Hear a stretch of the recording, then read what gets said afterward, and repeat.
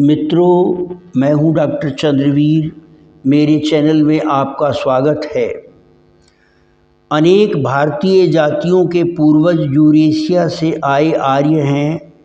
जो आर्य यूरेशिया में ही बसे रह गए, उनमें 8वीं शताब्दी ईसा पूर्व से पहले ही भारी सामाजिक और राजनीतिक परिवर्तन हुए, जिस कारण उनके लिए प्रयुक्त होता आ रहा श्रेष्ठता और प्रजाति का परिचायक शब्द आर्य आहिस्ता आहिस्ता बिला गया, यानी महत्वहीन होकर गायब होता चला गया।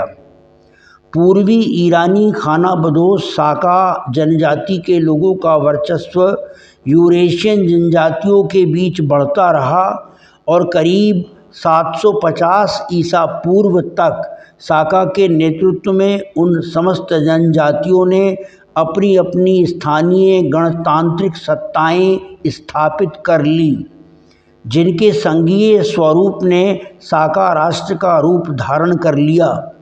उनमें से अनेक जनजातियों के संघात या संघ बना लेने से एक जटे या जेटे समुदाय का निर्माण हुआ था, जिसके दो वर्ग थे। एक को मस्सा जेटे कहते थे और दूसरे को थिस्सा जेटे।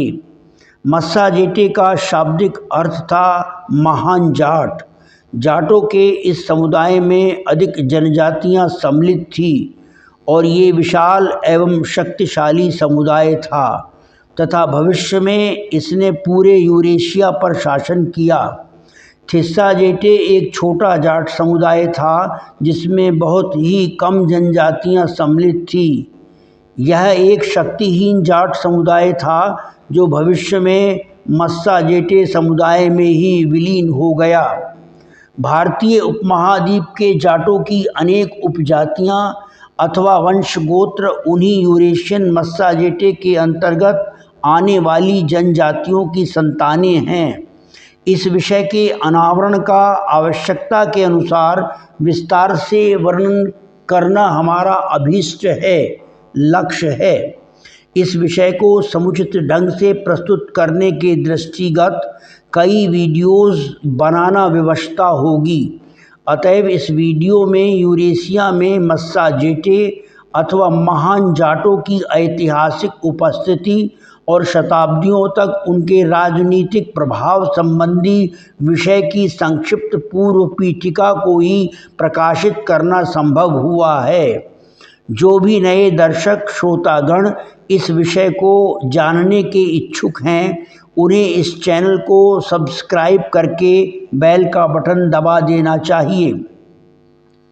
इस वीडियो के विस्तृत हो जाने एवं तथ्यों के स्पष्ट न हो पाने के भय से हेरोडेटस, एरियन और इर्टा जानोस हरमट्टा आदि के साक्ष्य एवं ऑनलाइन एनसाइक्लोपीडिया ब्रिटेनिका के सीथियन एंशिएंट पीपल शीर्षक के अंतर्गत लिखित अंग्रेजी अंशों और उनके हिंदीकरण को प्रकट करना उचित न समझते हुए निष्कर्ष प्रस्तुत है कि यूरेशिया में कैस्पियन सागर और पूर्वी यूरोप से लेकर अल्ताई पर्वतमालाओं तक की भूमि स्टेपी है, यानी घास के विशाल मैदान हैं।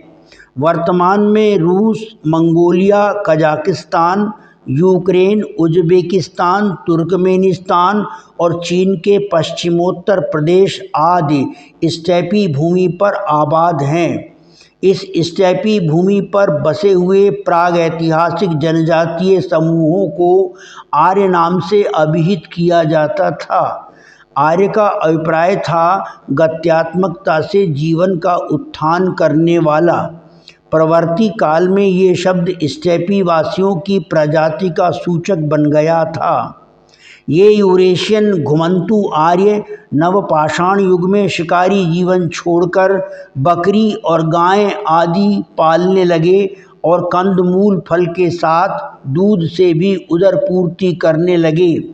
उन्होंने जंगली घोड़ों को पालतू बनाकर घुड़सवारी करनी शुरू की, जिससे उनका आवागमन बढ़ा और सांस्कृतिक विकास वर्धन हुआ।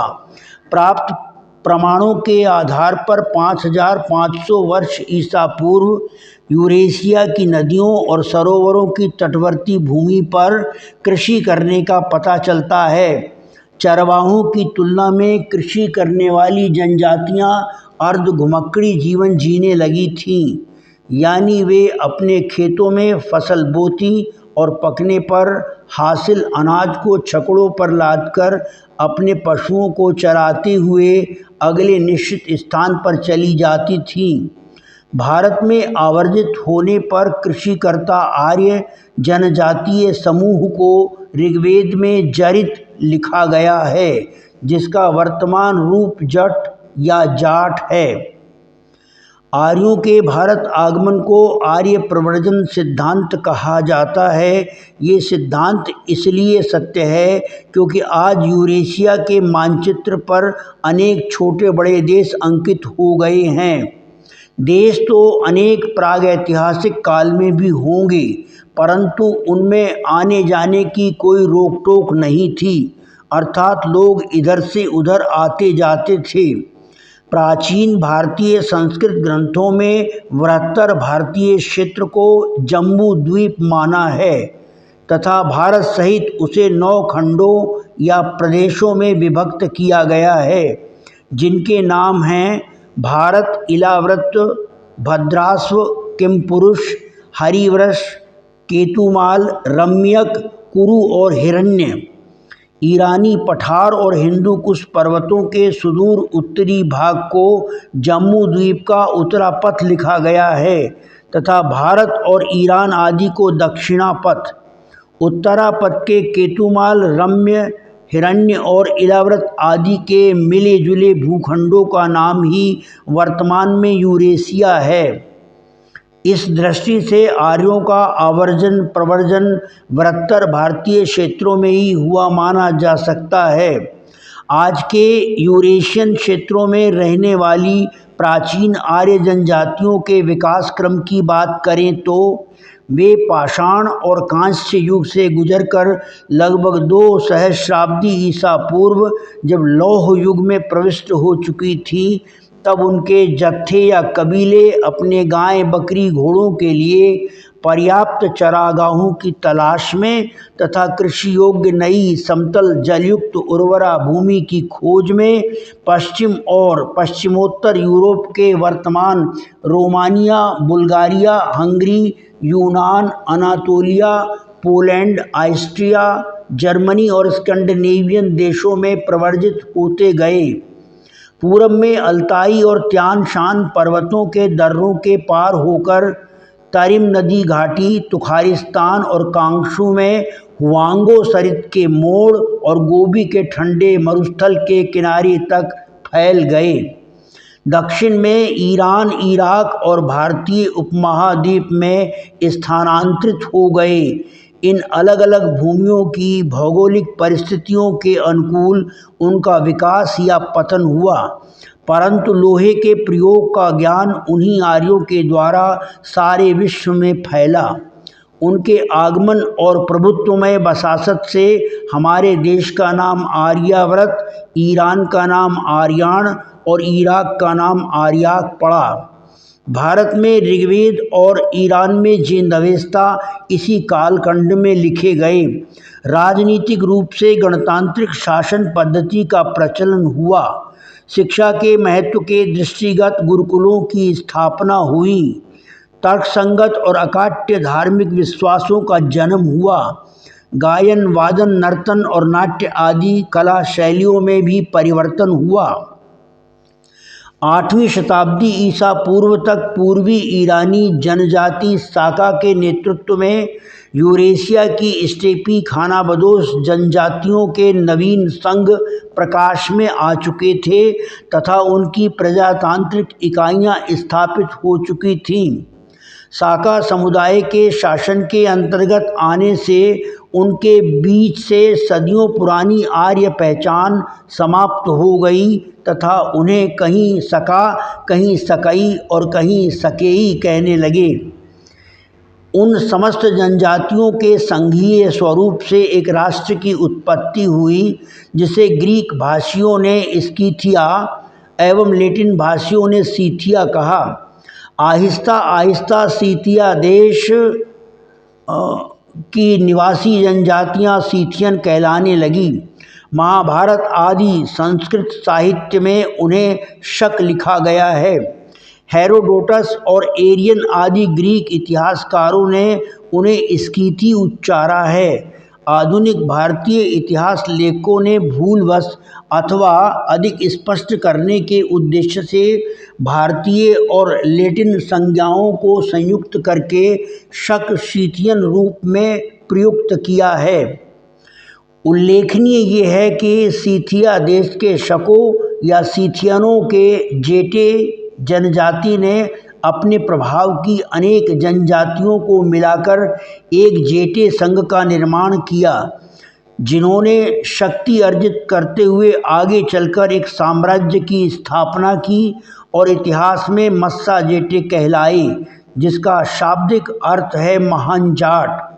वाल्डमैन, कार्ल मेसन और कैथरीन, इन चारों द्वारा रचित एनसाइक्लोपीडिया ऑफ यूरोपियन पीपल्स के पृष्ठ 719 पर सीथियन जेटे को स्पष्टता जाट ही लिखा गया है।